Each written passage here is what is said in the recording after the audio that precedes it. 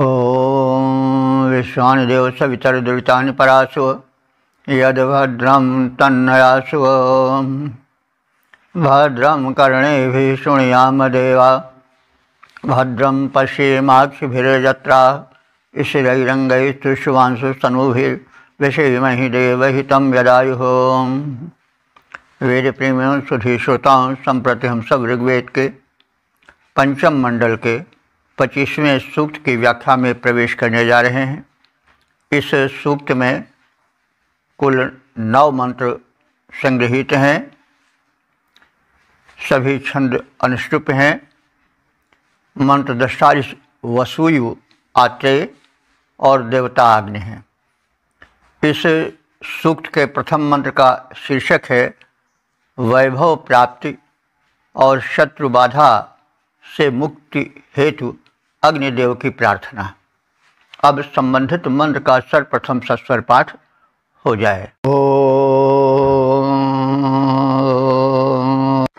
अर्चाभो अग्निमवसे देवङ्गासि स नो वसोः रासत्पुत्ररुषोणामृता वा पर्षति द्विषः।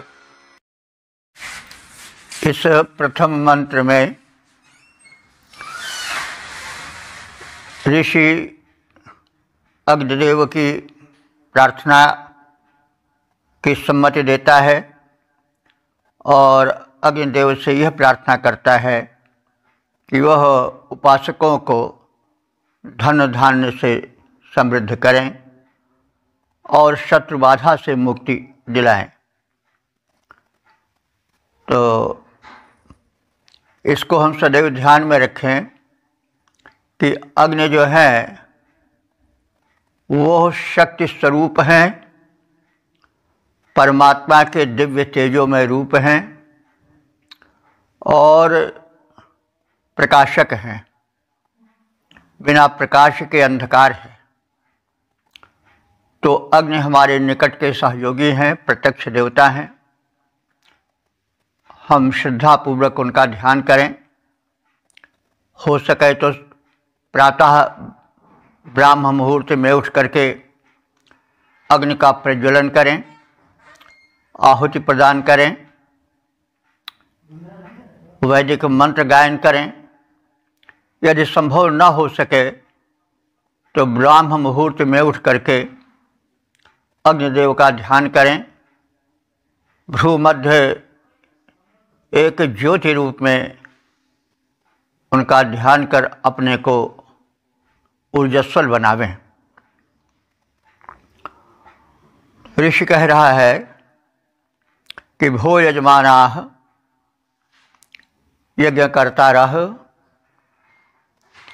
वह माने तुम सब यूयम अवश्य रक्षणाय रक्षा के हेतु देवम अग्निम उन दिव्य अग्निदेव की अच्छा गायस माने अच्छा माने अच्छी तरह से, विधिवत, गास माने अभिगायत अर्थात उनके गुणों का संकीर्तन करो, उनके गुणों का गुणगान करो।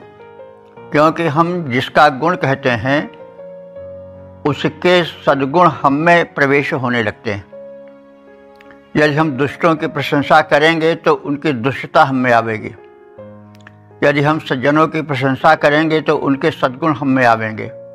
तो जिस देव की हम स्तुति करते हैं उसकी शक्ति और उसके सद्गुण हम में सूक्ष्म रूप से संक्रमित हो जाते हैं, प्रविष्ट होते रहते हैं।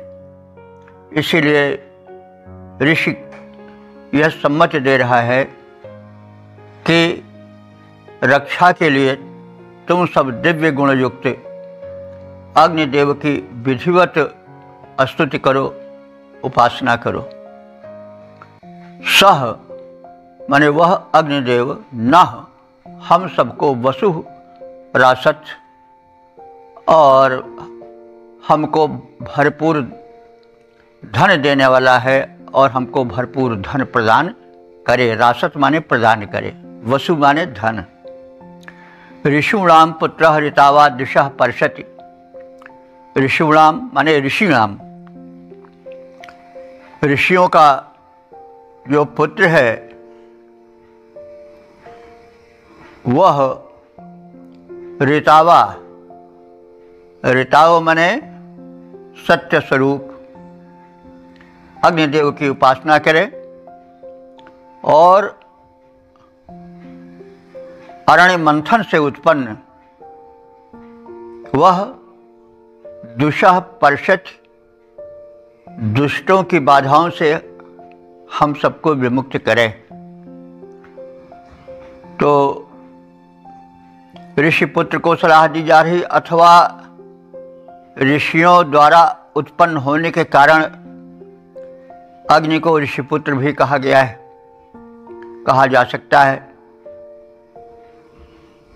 जो सायण है उन्होंने अग्नि को ऋषिपुत्र रूप में माना है, इसलिए कि अग्नि की स्थापना ऋषियों द्वारा होती है, अरण्य मंथन से वो उत्पन्न होते हैं, इसलिए वे उनके भी पुत्र हुए। तो भगवान की उपासना पुत्र रूप में भी होती है। वात्सल्य भाव की भक्ति में भगवान को पुत्र माना जाता है, क्योंकि पुत्र के प्रति पिता का आकर्षण विशेष होता है। तो भक्ति का प्रयोजन होता है उस परम शक्ति से अपने को जोड़ना, और जुड़ता व्यक्ति कैसे है? भाव से।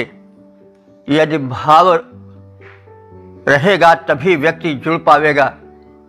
यदि भाव का अभाव होगा तो फिर व्यक्ति से या किसी शक्ति से या परमात्मा से व्यक्ति नहीं जुड़ पावेगा।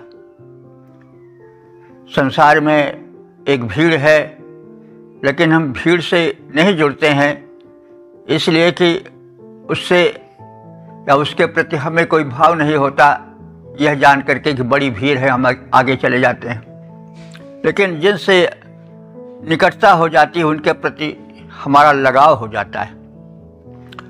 वही बात भगवान के लिए है। जब हम उस परम शक्ति से अपने को जोड़ते हैं, यहाँ अग्नि रूप में है, तो उससे एक लगाव हो जाता है।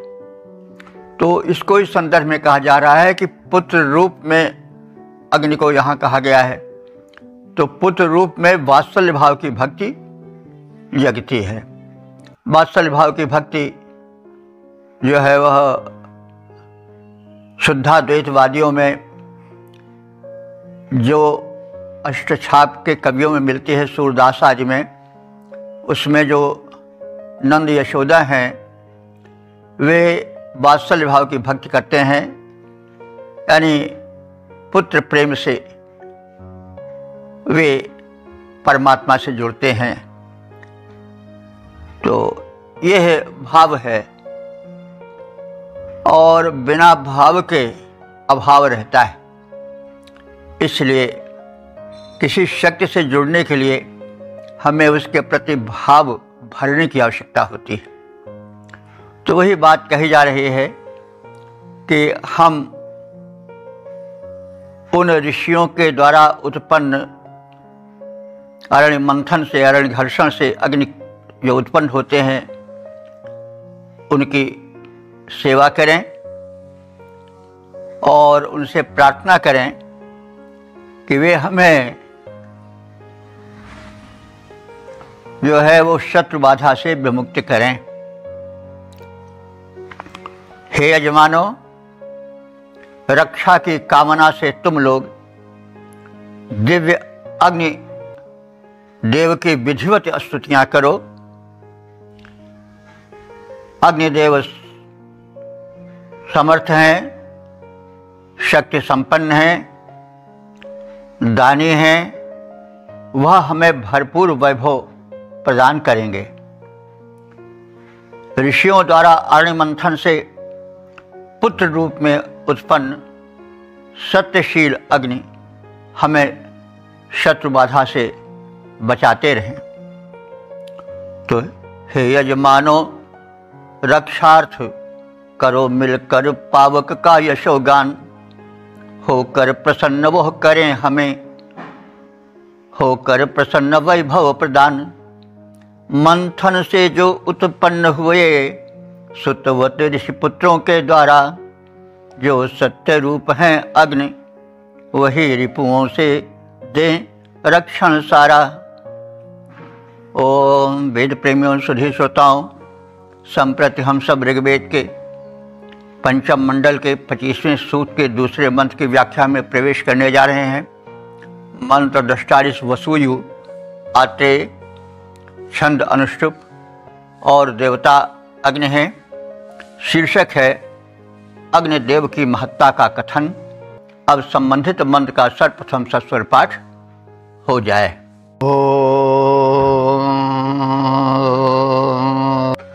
सहि सत्योऽयं पूर्वे चिद्देवासश्चिद्यमेधिरे होतारं मन्द्रजिह्वमित्सुदेतिभिर्विभावसम्।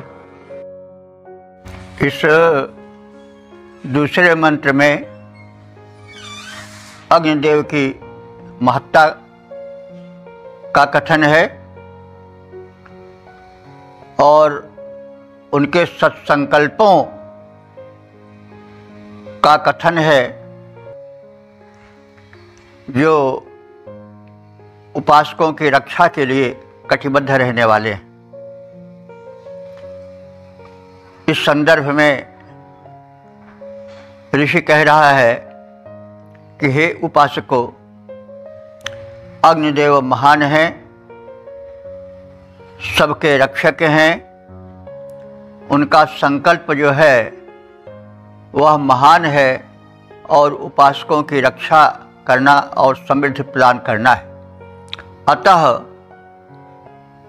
इन्हीं कारणों से पूर्वचित यानी पहले हुए ऋषियों ने, जो हमसे पूर्ववर्ती ऋषि हैं, उन सबों ने अग्निदेव की उपासना की, क्योंकि वे होतारम माने दिव्य शक्तियों को बुलाने वाले हैं। मंद्र जिह्वम माने उनकी जिह्वा जो है, ज्वाला रूपी जिह्वा जो है, वो अत्यंत तेजस्वी है। तो ये सुंदर जिह्वाधारी है। मंद्र जिह्वम, वे सुंदर जिह्वाधारी हैं। सुदीप्ति भी, सुदीप्ति भी माने शोभन, अपनी दीप्ति द्वारा वे प्रकाश फैलाने वाले, अंधकार को दूर करने वाले हैं। विभावसुम माने वे विभा से, दीप्ति से युक्त हैं। और ईधिरे माने वे इस रूप में प्रदीप्त रहते हैं, यानी सदैव तत्पर रहते हैं उपासकों के संरक्षण के प्रयोजन से। और वे अग्निदेव ऐसे हैं कि देवासः, देवों ने भी उनको प्रदीप्त किया है, यानी देव भी उनके भक्त हैं। अग्नि की दीप्ति की आवश्यकता सबको होती है। जो दीप्ति है, जो तेज है, वह अग्नि का गुण है। प्रकाश अग्नि का गुण है। तो तेज और प्रकाश को कौन नहीं चाहता, कौन यह नहीं चाहता कि वो तेजस्वी न बने, तेजस्वी न बने? कौन यह चाहता है कि वो तेजस्वी न बने? यानी सभी चाहते हैं कि तेजस्वी बने, सभी चाहते हैं कि वो शक्तिमान बने। तो देव भी अग्नि की उपासना से दूर नहीं रहते हैं, वे भी अग्नि की उपासना करते हैं। इससे अग्नि की महत्ता का परिचय मिलता है। तो हे उपासकों, तुम सब भी उन अग्निदेव की उपासना करो, उन्हें प्रदीप्त करो।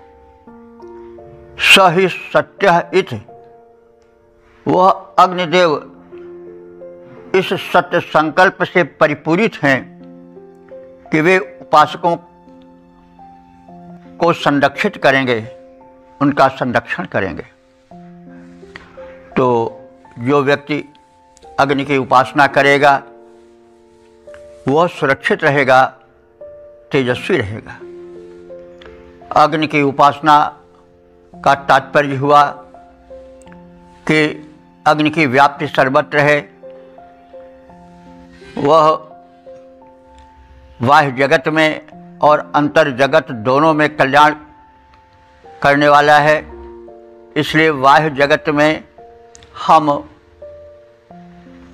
जो है वह अग्नि प्रज्वलित करके उसमें हव्य डालें ताकि वातावरण शोधित हो, पर्यावरण प्रदूषण रहित हो, और हम अपने भीतर जो अग्नि है जठराग्नि या ताप के रूप में उसको भी प्रज्वलित करें, उसमें शोभन आहुति, पवित्र आहुति डालें, यानी जो पुष्ट और सात्विक भोजन हो उसको करें।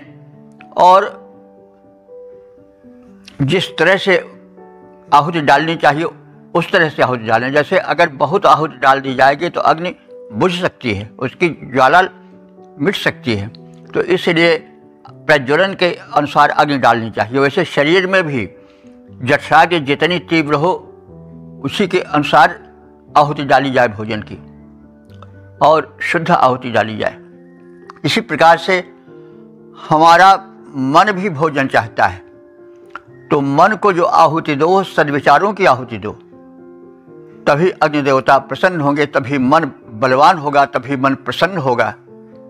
अन्यथा मन सदैव उदास रहेगा, मन सदैव निराशा में डूबा रहेगा, कभी सुख और संतोष की सांसें नहीं ले पाएगा। हम इसको देखते हैं कि लोग संपन्न होते हुए भी जब देखो तब लालटेन ऐसा मुंह लटकाए रहते हैं, प्रसन्न नहीं रहते हैं, क्योंकि उनका मन जो है उसमें जो अग्नि है वह विचार रूपी, सुंदर विचार रूपी आहुति नहीं पा रही है। वह दुर्विचारों और दुर्व्यवहारों की आहुति डालता है। तो जो डालेगा, जो देगा व्यक्ति वही तो पावेगा, जो बोवेगा वही तो काटेगा। इस सिद्धांत का उल्लंघन करके कोई कैसे सफल और सुखी जीवन बिता सकता है? यही ज्ञान है, यही ऋषि दे रहा है। तो प्रार्थना क्रम में कहा जा रहा है कि हे अग्निदेव, तुम देवावाहक हो, यानी दिव्य शक्तियों को हम मानवों के हित में बुलाकर लाने वाले हो। तुम सुंदर ज्वाला जिह्वा युक्त हो, अत्यंत तेजस्वी हो, तुम्हारी दीप्ति अत्यंत सुशोभन और प्रकाशक है।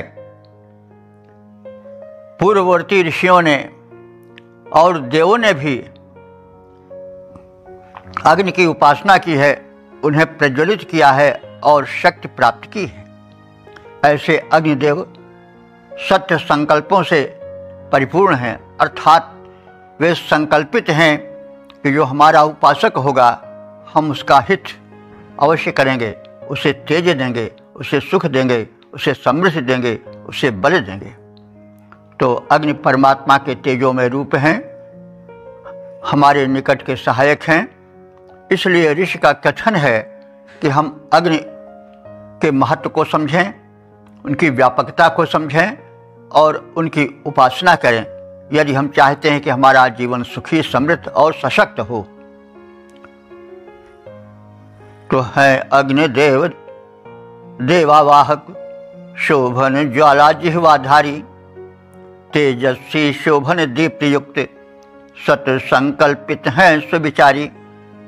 पूर्व काल के ऋषियों ने, देवों ने उन्हें जगाया है, पूरित सत संकल्पों से हैं।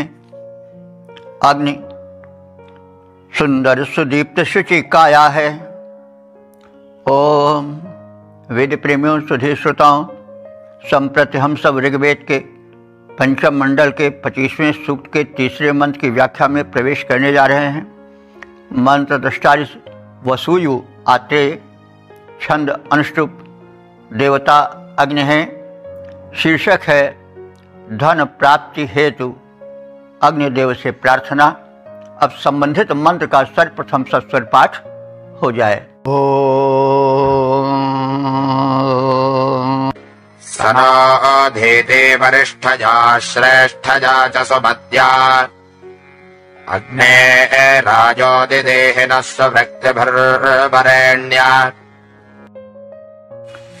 इस तीसरे मंत्र में अग्निदेव की महत्ता,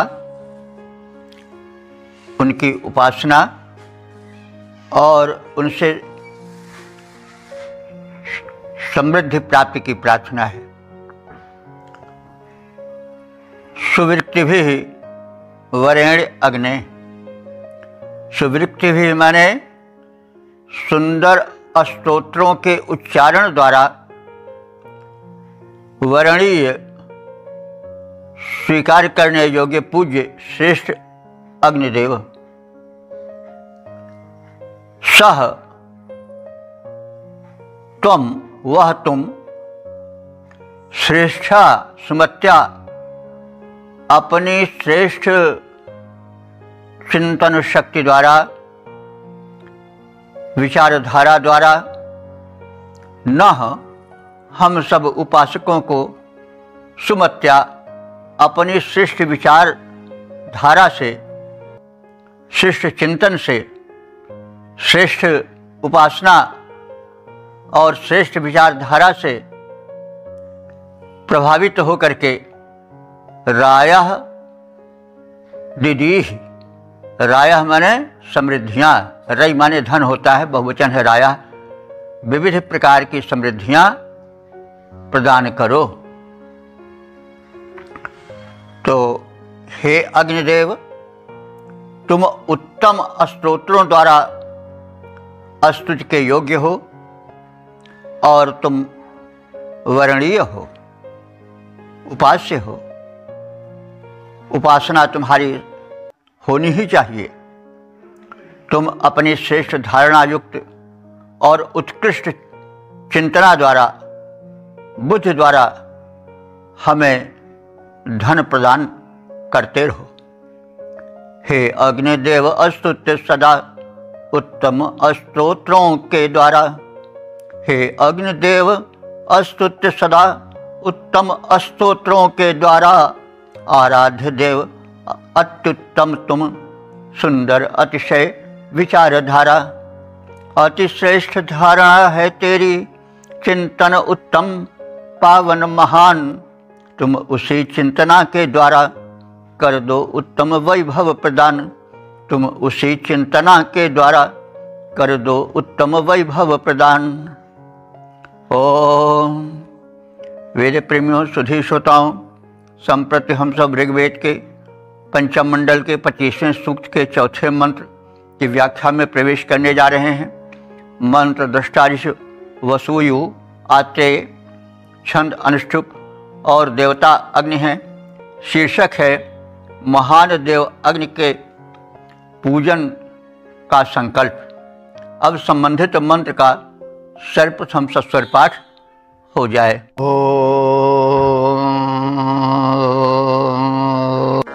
अग्निर्देवेश राजत्यग्निर्मर्तेष्वाभिषन् अग्निर्नो हव्यवाहनोऽग्निन्धेभिः सपर्यता।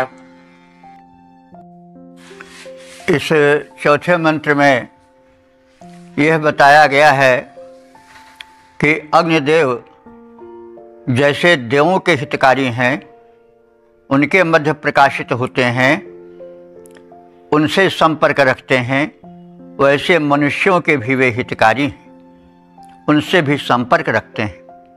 इस प्रकार से उनकी महत्ता सहज ही ज्ञातव्य है। तो ऐसे महान अग्निदेव की उपासना हे उपासकों तुम दत्तचित्त होकर करो। इस संदर्भ में ऋषि कह रहा है कि अग्नि ही देवेषु राजति, अग्नि देवों के मध्य भी अपने प्रकाश के कारण, अपने उत्तम गुणों के कारण, अपनी दीप्ति के कारण सुशोभित है। अग्नि मर्तेषु आविशन, अग्निदेव मर्तेषु माने मनुष्यों में भी, आविशन माने प्रविष्ट हैं। वे मनुष्यों के मध्य में साक्षात प्रकट हैं और उनके शरीर में वे जठराग्नि बन करके, तेज बन करके और ऊर्जा बन करके प्रविष्ट हैं। सुर और नर दोनों के वे समान हितकारी हैं। अग्नि न हव्यवाहन, अग्नि जो हैं वे हमारे हव्यवाहन हैं, यानी हमारे द्वारा प्रदत्त आहुति को देवों तक पहुंचाने वाले हैं, देवदूत हैं, हव्यवाहक हैं। अग्निम धीभि सपरिजत, ऐसे अग्नि की हे उपासको तुम धीभि माने आस्तिक बुद्धि से, विश्वास सहित, श्रद्धा सहित उपासना करो। वे तुम्हारा कल्याण करेंगे, उनकी तुम स्तुति करो। वे तुम्हारे निकट के सहायक हैं, तुम्हारे परम मित्र हैं, उनकी उपेक्षा मत करो। तो जो अग्निदेव देवों के मध्य प्रकाशित हैं, जो मनुष्यों में प्रविष्ट हैं, जो देवों तक हव्यान्न पहुंचाने वाले हैं, हे मनुष्यों, उन अग्नि देवता की आस्तिक बुद्धि से, पूज्य बुद्धि से और स्तुतियों के माध्यम से तुम उपासना करते रहो, पूजन करते रहो। तो जो देवों मध्य प्रकाशित हैं, जो देवों मध्य प्रकाशित हैं, जो मानव के तन में प्रविष्ट, देवों तक हव्य वहन करते, जो हैं हम सब के परम इष्ट। हे लोगों, ऐसे पावक का उत्तम आराधन सदा करो, पूजो स्तुतियों के द्वारा उनके प्रति आस्तिक भाव भरो, पूजो स्तुतियों के द्वारा उनके प्रति आस्तिक भाव भरो। ओम वेद प्रेमियों, सुधी श्रोताओं, संप्रति हम सब ऋग्वेद के पंचम मंडल के 25वें सूक्त के 5वें मंत्र की व्याख्या में प्रवेश करने जा रहे हैं। मंत्र दृष्टारिष वसुयु आत्रेय, छंद अनुष्टुप और देवता अग्नि है। शीर्षक है उत्तम पुत्र रत्न की प्रार्थना। अब संबंधित मंत्र का सर्वप्रथम सस्वर पाठ हो जाए।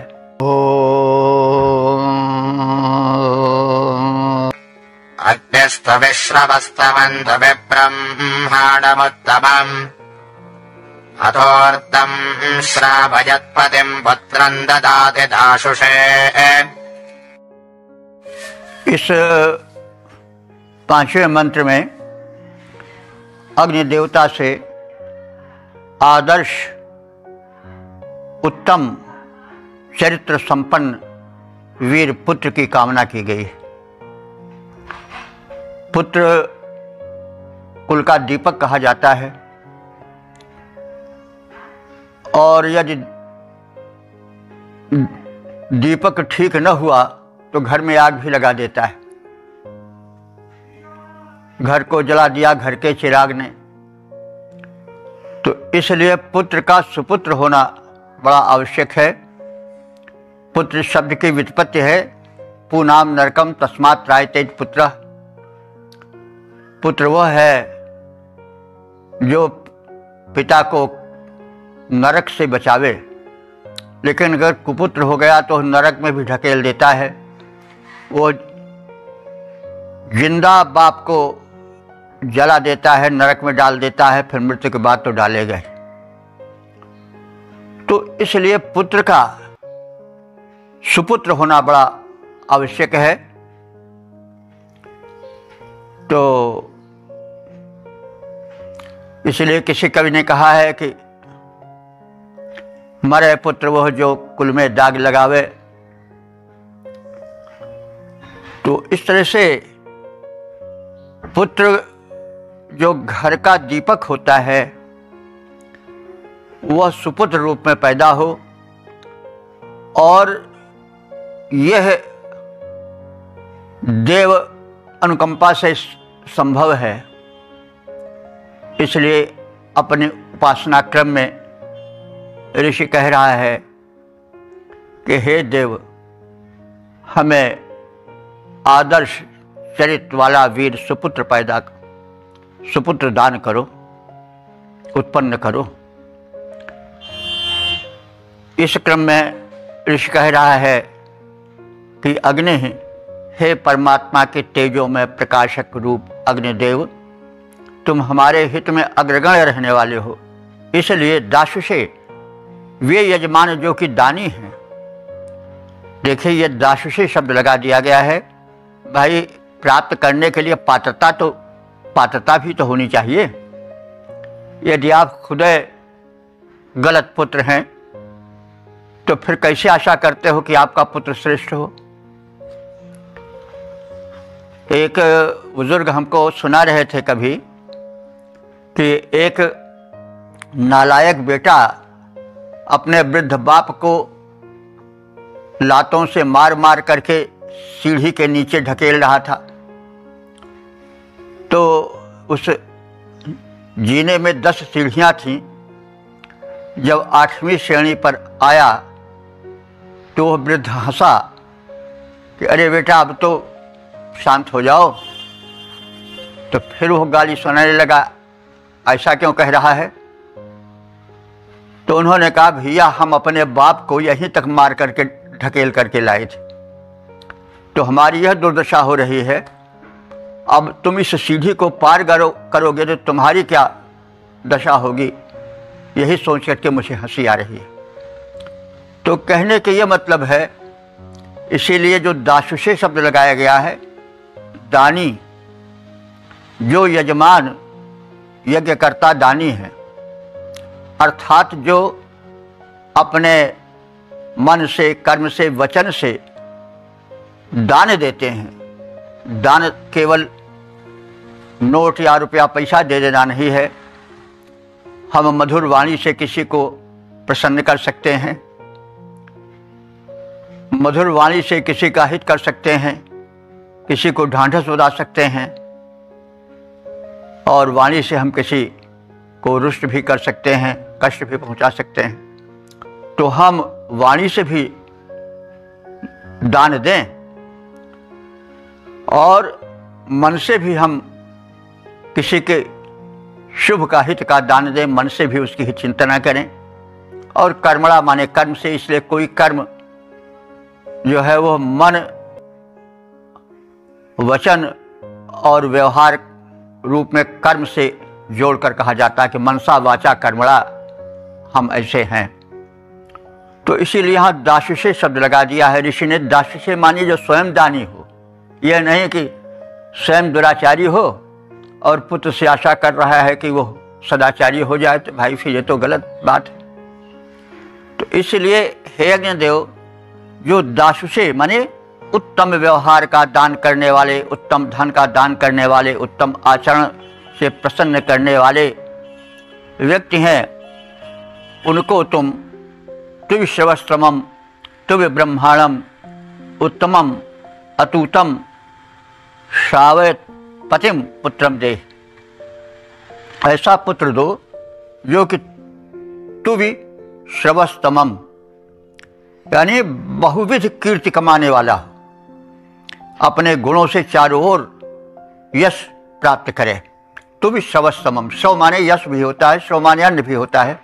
तो तुवि श्रवस्तमम, जो चारों तरफ श्रेष्ठ यश का प्रसार करने वाला हो। तुवि ब्रह्मांडम, तुवि माने विशेष, अत्यधिक। ब्रह्मांडम माने ज्ञानी हो, जो ब्रह्म ज्ञानी हो। उत्तमम, उत्तम हो। अतूतम माने जो शत्रु से कभी परास्त न हो। और श्रावत पतिम, उत्तम यश से युक्त हो। तो ऐसा पुत्र जो कि बहुविध कीर्तिमान हो, जो ब्रह्मवेत्ता हो, अत्यंत श्रेष्ठ हो, शत्रुओं द्वारा परास्त न किया जा सके, और जो उत्तम कर्मों से कुल के यश को फैलाने वाला हो।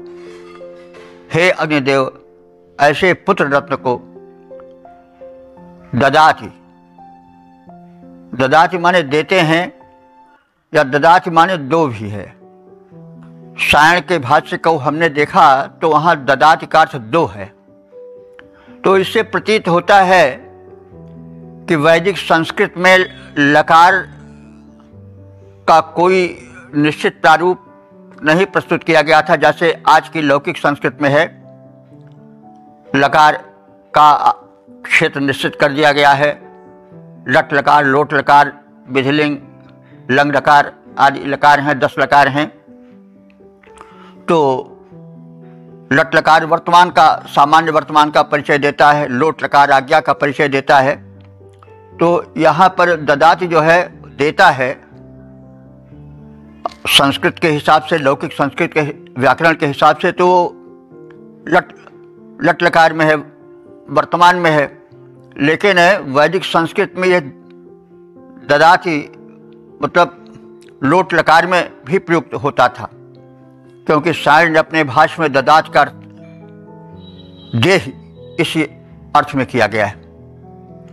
तो दोनों अर्थों में हम इसको देख सकते हैं कि अग्निदेव जो हैं वे जो दानी यजमान हैं उनको पुत्र देते हैं जिन गुणों का वर्णन किया गया उससे संपन्न, अथवा वे दानी यजमानों को पुत्र दें, लोट लकार में भी कहा जा सकता है, दोनों अर्थ चल सकते हैं। तो हे अग्निदेव, हम उपासक दाताओं को ऐसा पुत्र दो जो परम यशस्वी हो, ब्रह्मवेत्ता हो, वेदों का ज्ञान प्राप्त करने वाला हो। ब्रह्म माने वेद भी होता है, ब्रह्म माने परमात्मा भी होता है। तो जो ब्रह्मवेत्ता हो, अत्यंत श्रेष्ठ हो, शत्रुओं को परास्त करने वाला हो, तथा कुल के यश का विस्तार करने वाला हो। तो हे अग्निदेव, दाताओं को वह श्रेष्ठ पुत्र करिए प्रदान। हे अग्निदेव, दाताओं को वह श्रेष्ठ पुत्र करिए प्रदान, जो परम यशस्वी, श्रेष्ठ परम, जो परम ब्रह्मवेत्ता महान, जो करे पराजित अरियों को, उत्तम यश का जो धारक हो, अपराजित हो, कुलभूषण हो, कुल के यश का विस्तारक हो। ओम वेद प्रेमियों, सुधी श्रोताओं, संप्रति हम सब ऋग्वेद के 5वें मंडल के 6ठे सूक्त, 5वें मंडल के 25वें सूक्त के 6ठे मंत्र की व्याख्या में प्रवेश करने जा रहे हैं। इस मंत्र के दृष्टा ऋषि हैं वसुव आत्रेय, छंद है अनुष्टुप और देवता है अग्नि। शीर्षक है अग्नि की अनुकंपा से उत्तम पुत्र रत्न और अश्वरत्न प्राप्ति की प्रार्थना। अब संबंधित मंत्र का सर्वप्रथम सस्वर पाठ हो जाए।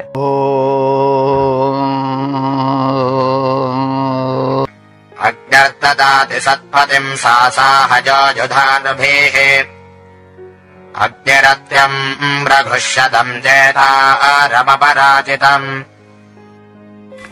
इस 6ठे मंत्र में भी 5वें मंत्र की भांति सतपुत्र की कामना अग्निदेव से की गई है। इसके साथ उत्तम अश्व की भी कामना है, क्योंकि यदि अश्व कट्टर हुआ तो फिर कठिनता पैदा करता है। इसीलिए कहीं पर कहा गया है मरे सूम सरदार, मरे वह कट्टर चट्टू, और मरे हठीली नार, मरे वह पुरुष निखट्टू। तो इस तरह से अश्व हो वह कट्टर हो, संकेत मात्र से अपने लक्ष्य पर पहुंच जाए, अपनी गति से अश्वार को प्रसन्न करने वाला हो। तो अश्व उस समय का प्रधान वाहन था, इसलिए कुशल अश्व की भी, उत्तम अश्व की भी कामना की गई है। तो प्रथम ऋषि द्वारा सुपुत्र की कामना है और पश्चात उत्तम गुणयुक्त सुंदर अश्व प्राप्ति की प्रार्थना है। तो अब शब्दार्थ सहित अर्थ को जानने की चेष्टा करें। अग्नि ही एतादृशः पुत्रः ददाति ददात हुआ। तो अग्नि की कृपा से हमको ऐसा पुत्र मिल सकता है या मिलता है, अथवा अग्नि कृपा करके हमको ऐसा पुत्र दें। यहाँ पे वही ददाति प्रश्न आता है, वही शब्द आता है अग्नि यह निर्भीः युधा ससाह सतपतिम ददाति। तो ददाति शब्द आया है, ददाति तो देता है, वर्तमान में लट लकार में है, लेकिन लोट लकार में भी इसका अर्थ हो सकता है। जैसा हमने बताया कि वैदिक व्याकरण में प्रतीत होता है कि लकार का नियम कोई निश्चित नहीं था, प्रसंग के अनुकूल उसको जोड़ लिया जाता था। तो यहाँ दोनों अर्थ निकल सकता है, अग्नि की कृपा से हमें ऐसा पुत्र मिलता है, अथवा अग्नि हमको ऐसा पुत्र दें जिनका कथन किया जाएगा। तो इस तरह से आप देखें, दोनों अर्थ लगा सकते हैं। तो अग्नि एतादृशः पुत्रः ददाति ददात हुआ, यह नृभिः, जो कि मनुष्यों द्वारा, कैसे मनुष्यों द्वारा? परिजनों के द्वारा, जो परिवार के रहने वाले हैं उनके साथ सहयोग पूर्वक रहने वाला हो, हिल मिलकर रहने वाला हो। यह नृभिः, जो परिजनों के साथ सहयोग भावना से रहने वाला हो, और युधा साहसः, युद्ध में अपने साहस द्वारा, अपने पराक्रम द्वारा शत्रुओं को पराजित कर देने वाला हो, विजयी हो। और सतपति माने सत्य का पालन करता हो, झूठ बकवास करने वाला न हो, फरेबी प्रपंची न हो। तो हे अग्निदेव, एतादृशं पुत्रम ददातु, इस प्रकार के पुत्र को दें। यदि ददाति का अर्थ लट में लें तो फिर हमको अग्नि की कृपा से ऐसा पुत्र मिल जाता है, कर सकते हैं।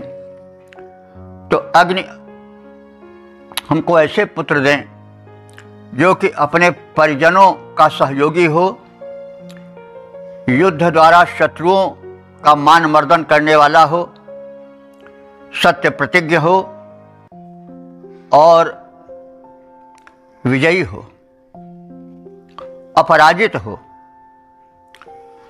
तो और ऐसा अश्व दें जो कि युद्ध क्षेत्र में अपना रणकौशल दिखा सके, रघुशदम माने तीव्रगामी हो, और शत्रुओं को परास्त करने वाला हो।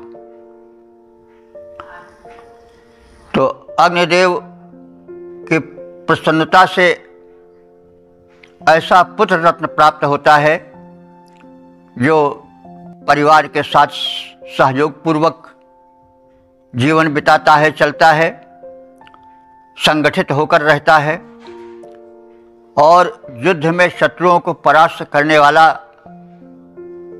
हो, जो सतपथगामी हो।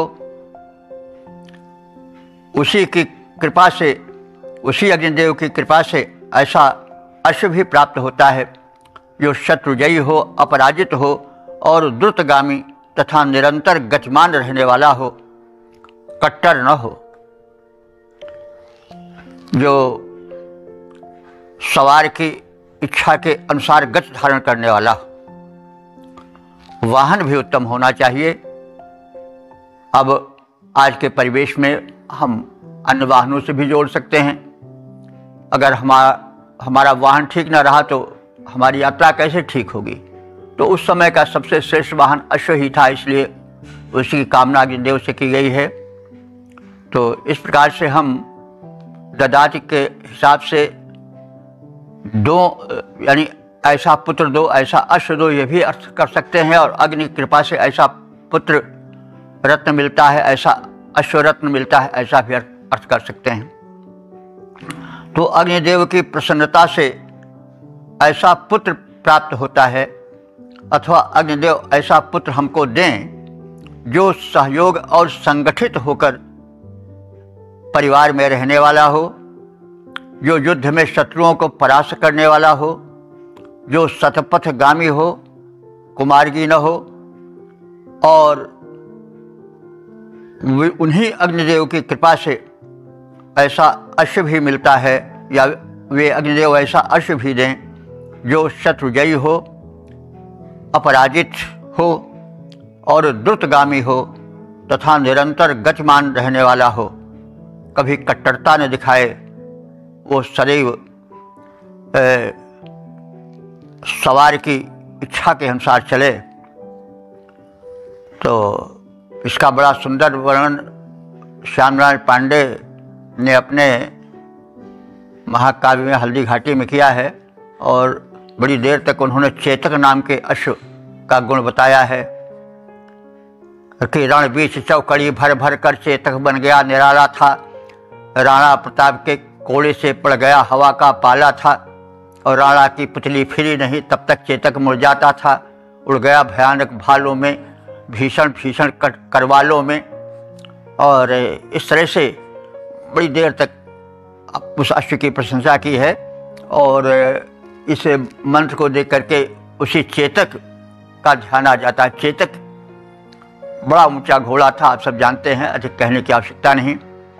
राणा प्रताप के प्राण को उसी ने बचाया था जब शत्रुओं से घिर गए थे।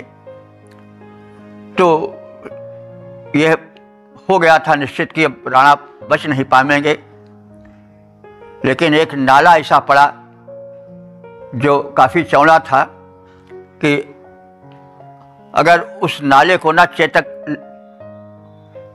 राणा प्रताप को लेकर उड़कर पार कर देता तो राणा प्रताप निश्चित मार डाले जाते शत्रुओं द्वारा। तो उसने इस वेग से छलांग मारी कि वह जो नाला था बड़ा भारी चौड़ा था, जो कि आसानी से नहीं पार किया जा सकता था, उसके उस पार वो पहुंच गया। लेकिन उसी समय दम टूट गया उस चेतक का। तो कहा जाता है कि राजस्थान में उस स्थान पर उसकी चेतक की समाधि बनी हुई है। बहरहाल तात्पर्य है कि अश्व जो है, जो उस समय की प्रधान सवारी थी, वो भी ठीक हो, क्योंकि ऋग्वेद का युग जो था वो युद्ध वाला युग था। जो विरोधी मान्यताओं और संस्कृतियों विचारधाराओं वाले लोग थे उनमें और यज्ञ कर्ता आर्यों के बीच प्रायः संग्राम हुआ करता था।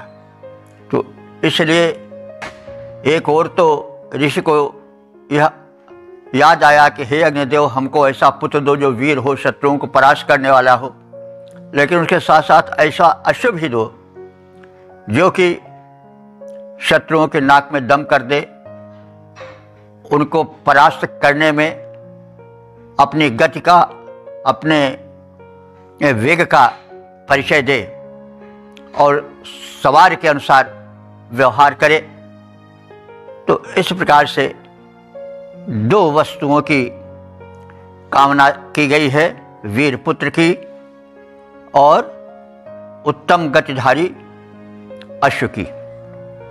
तो अग्निदेव की प्रसन्नता से ऐसा पुत्र प्राप्त होता है जो सहयोग और संगठित होकर परिवार में रहने वाला हो, युद्ध में शत्रुओं को परास्त कर देने वाला हो, शतपथगामी हो, और उसकी यानी अग्निदेव की कृपा से ही ऐसा अश्व भी मिल पाता है जो शत्रुजयी हो, अपराजेय हो और द्रुतगामी हो तथा निरंतर गतिमान रहने वाला हो, कभी थकने वाला न हो। तो होती जब कृपा अग्नि की तब वह पुत्र रत्न मिल पाता है। होती जब कृपा अग्नि की तब वह पुत्र रत्न मिल पाता है। जो सहयोगी संगठित शत्रुओं को रण मध्य हराता है। फिर अग्नि कृपा के ही द्वारा वह अश्वरत्न मिल पाता है। जो विजयी अपराजित द्रुत गतिधारी सर्वदा सुहाता है। ओम। वेद प्रेमियों, सुधी श्रोताओं, संप्रति हम सब ऋग्वेद के पंचम मंडल के 25वें सूक्त के 7वें मंत्र की व्याख्या में प्रवेश करने जा रहे हैं। मंत्र दृष्टा ऋषि वसुयु, आत्रेय, छंद अनुष्टुप और देवता अग्नि है। शीर्षक है धन वैभव प्राप्ति हेतु प्रार्थना। अब संबंधित मंत्र का सर्वप्रथम सस्वर पाठ हो जाए।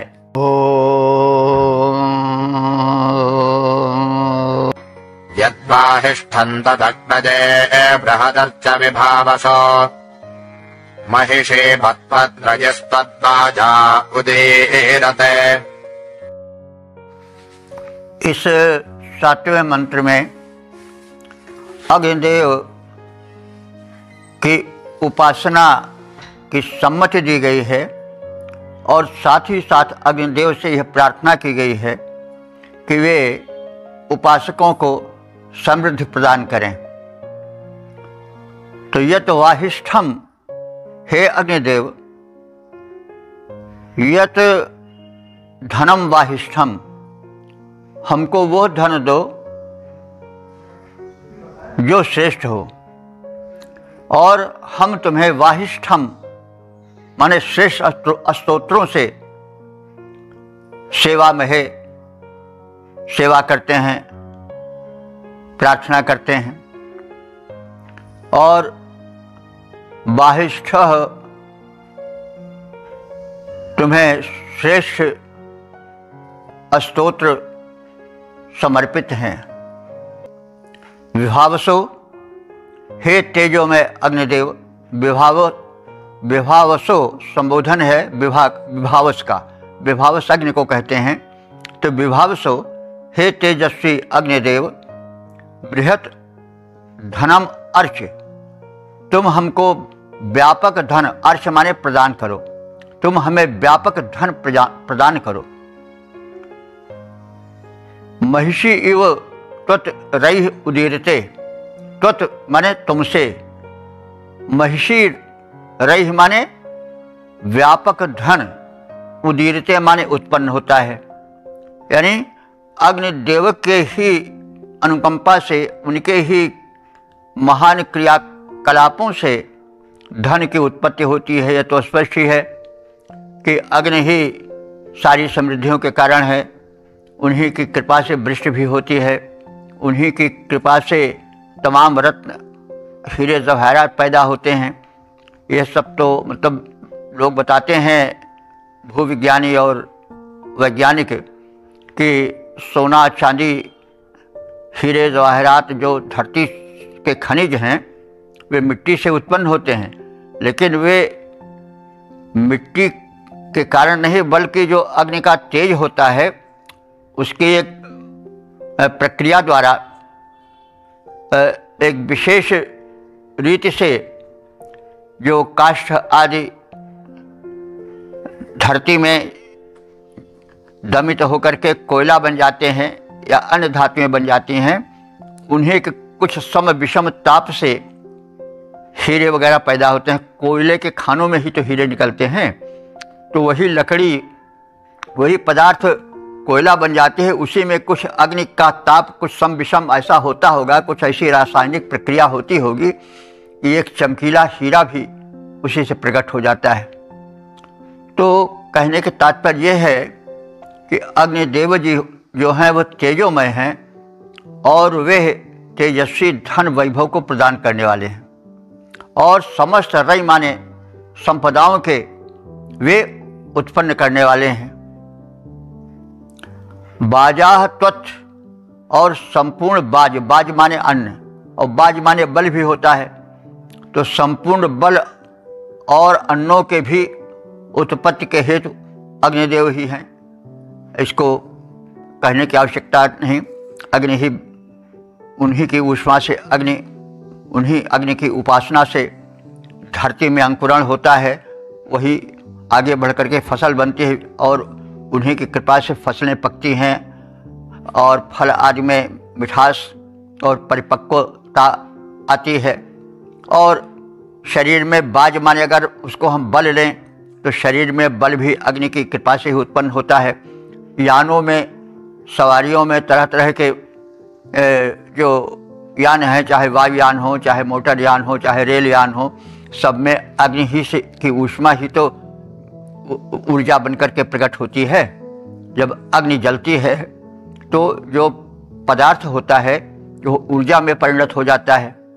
तो सारे ऊर्जा के मूल में अग्नि ही तो है। तो हम अगर बाज माने अन्न कहें तो भी उसके मूल में अग्नि है, उसके उत्पत्ति में और अंत में भोजन तक, और फिर भोजन को पचाने तक अग्नि ही का सहयोग रहता है। तो इस प्रकार से अग्नि जो है वो बाज माने अन्नों के कारण हैं और वही बाज माने शक्ति के ऊर्जा के भी कारण हैं। तो संपूर्ण अन्न या ऊर्जाएं भी हे अग्निदेव तुमसे ही उत्पन्न होती हैं। तो जो उत्तम स्तोत्र हैं वे अग्निदेव को समर्पित हैं। हे तेजो में अग्निदेव, हम लोगों को व्यापक समृद्धियां प्रदान करो, क्योंकि तुम्हारी कृपा से ही महती संपत्ति और संपूर्ण अन्न धन वैभव की प्राप्ति होती है। तुम ही उसके उत्पादक हो। तो उत्तम स्तोत्र समर्पित हैं तुमको ही हे पावक महान। उत्तम स्तोत्र समर्पित हैं तुमको ही हे पावक महान। तेरी करुणा ही करती है संपूर्ण अन्न वैभव प्रदान। हे तेजोमय, हे अग्निदेव, विनती सुन लो मेरी सुजान। ऐश्वर्य समस्त हमें व्यापकता से करिए कृपया प्रदान। ओम वेद प्रेमियों, सुधी श्रोताओं, संप्रति हम सब ऋग्वेद के पंचम मंडल के 25वें सूक्त के 8वें मंत्र की व्याख्या में प्रवेश करने जा रहे हैं। मंत्र दृष्टा बभूयु आते छंद अनुष्टुप और देवता अग्नि है। शीर्षक है विकार विनाशक अग्निदेव। अब संबंधित मंत्र का सर्वप्रथम सस्वर पाठ हो जाए। तपद्युमन्तो अर्चयो ग्रामे एवोच्यते बृहत् कुतो ते तञ्जतुर्यथा स्वानो अर्थत्मना दिवः।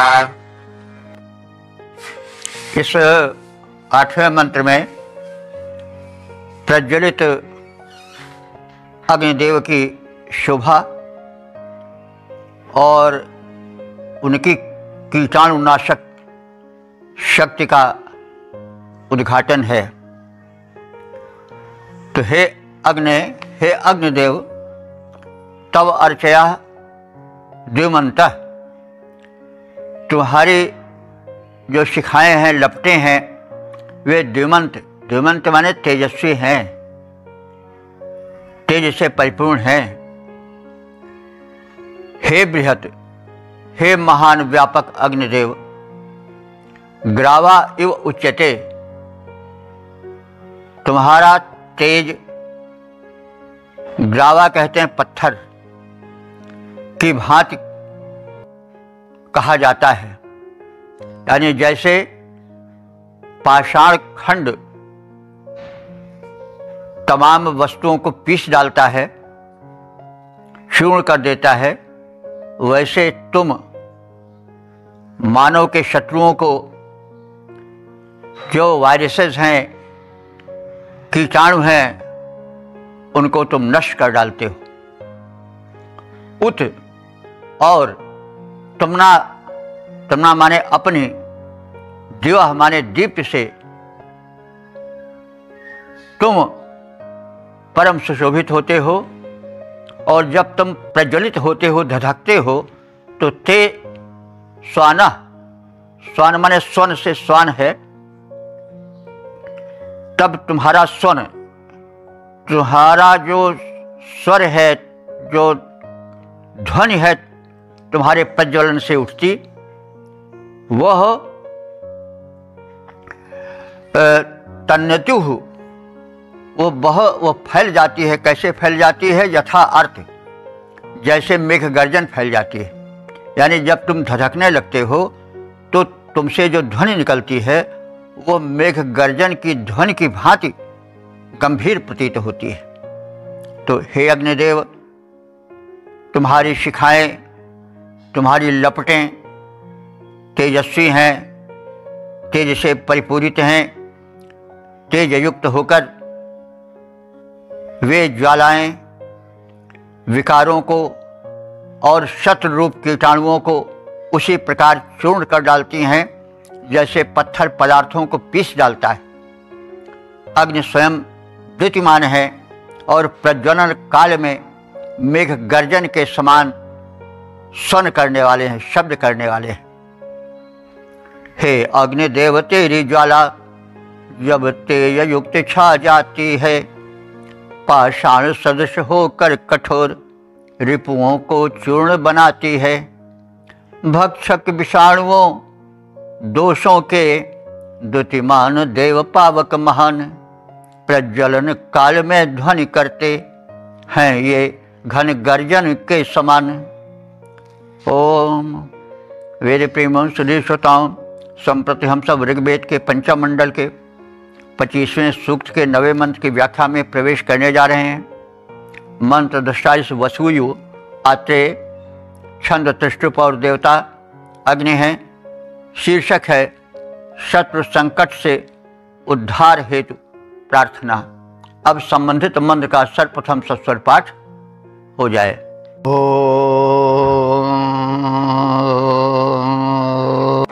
एवां अग्निं वसोजवः सहसानं ववन्दिमा, स नो विश्वा अतिद्विषः परशन्नावेव सुक्रतोः।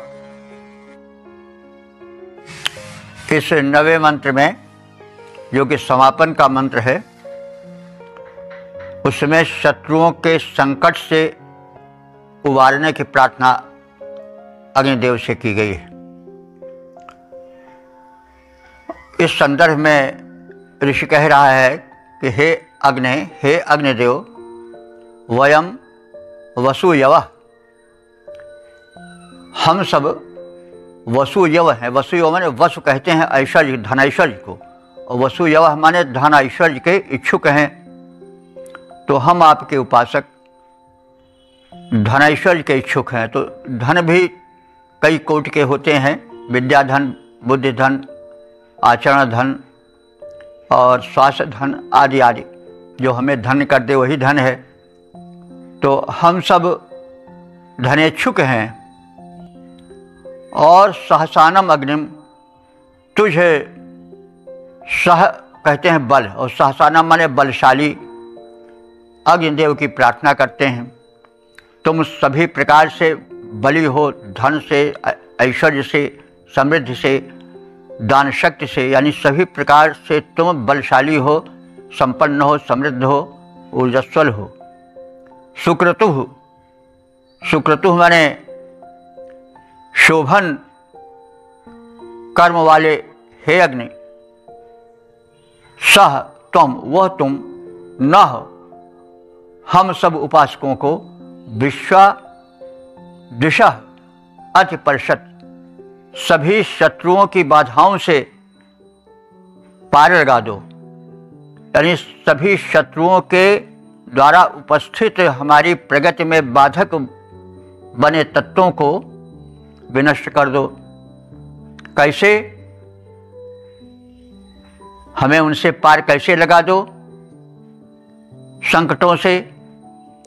जैसे नावा, नावा माने नाव, जैसे नाव नदी की तीव्र धारा से उस पार लगा देती है नौकारूढ़ों को, उसी प्रकार से तुम हमें हमारे भिन्न भिन्न भांति भांति के शत्रुओं से उत्पन्न संकटों से पार लगा दो।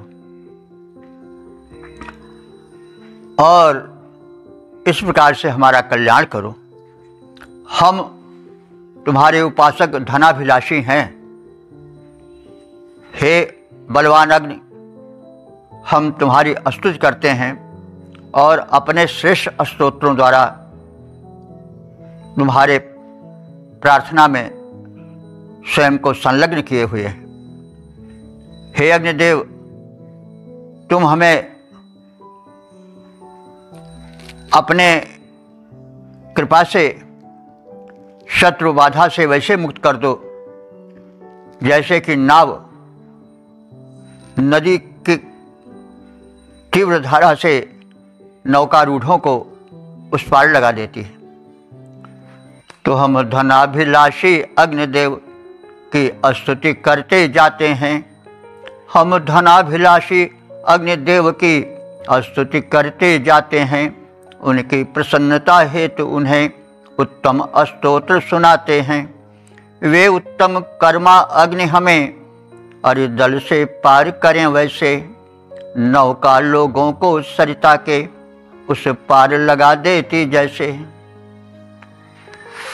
इस प्रकार से हम लोगों ने वेद भगवान की कृपा से इस ऋग्वेद के पंचम मंडल के 25वें सूक्त के 9 मंत्रों की संक्षिप्त व्याख्या से परिचय प्राप्त किया। जैसा हम लोग जान रहे हैं कि इस 5वें मंडल के 25वें सूक्त के जो मंत्र दृष्टा ऋषि हैं वो वसीव आत्रेय हैं, छंद अनुष्टुप है और देवता अग्नि है। तो इस सूक्त में अग्निदेव की महत्ता का कथन है और उन्हें धन समृद्धि प्रदाता के रूप में चित्रित किया गया है। वे सुर नर मुनि सबके हितकारी हैं। सब उनसे यथेष्ट की उपलब्धि करते हैं। इसमें 2 मंत्रों द्वारा पुत्र रत्न की उपलब्धि की प्रार्थना है और अंतिम मंत्र में शत्रु बाधा से विमुक्ति की विशिष्ट प्रार्थना है। तो शत्रु तो अनेक प्रकार के हैं। शत्रुओं से ही हम घिरे रहते हैं। कभी रोग का सामना करना पड़ता है, कभी विषम परिस्थितियों का सामना करना पड़ता है, कभी और भांति भांति के शत्रुओं से निपटना पड़ता है। जीवन ही संघर्ष में है, जीवन ही एक युद्ध है। और ये शत्रु तरह तरह के हैं, बाहर भी हैं, भीतर भी हैं। भीतर हमारे पास सबसे बड़ा जो शत्रु बैठा रहता है वो आलस्य है। इसीलिए विद्वान ने कहा है कि आलस्यो ही मनुष्याणाम शरीरस्थो महान रिपुः। सबसे बड़ा जो अपना शत्रु है कौन है? आलस्य। वो अपने भीतर बैठा हुआ है और वो रिपु नहीं, महान रिपु है, बहुत प्रबल शत्रु है। आलस्य है क्या? आज का काम कल पर टाल देना। तो यही तो आलस्य है। और आज का काम कल पर टालते टालते जिंदगी बीत जाती है और फिर हम मानव जीवन का लक्ष्य नहीं प्राप्त कर पाते। इस विषय में हमें एक संस्मरण याद आ रहा है, एक घटना याद आ रही है जो राम कथा से संबंधित है। उसमें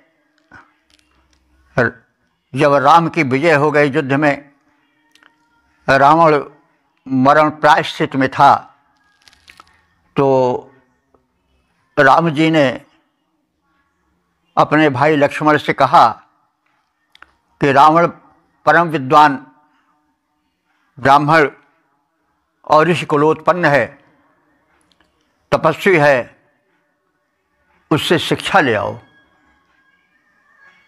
तो लक्ष्मण को कुछ अटपटा सा लगा, लेकिन क्योंकि बड़े भाई राम की आज्ञा थी इसलिए टाल नहीं सके, गए। उन्हें विजय का गर्व था। रावण के सिर की ओर खड़े हुए और प्रश्न किया कि हमारे श्रेष्ठ भाई, विजयी भाई राम ने आपसे शिक्षा और उपदेश पाने की आज्ञा दी है, तो आप हमें कृपया उपदेश दें कि जीवन में क्या करना चाहिए। तो पहले रावण कुछ नहीं बोला।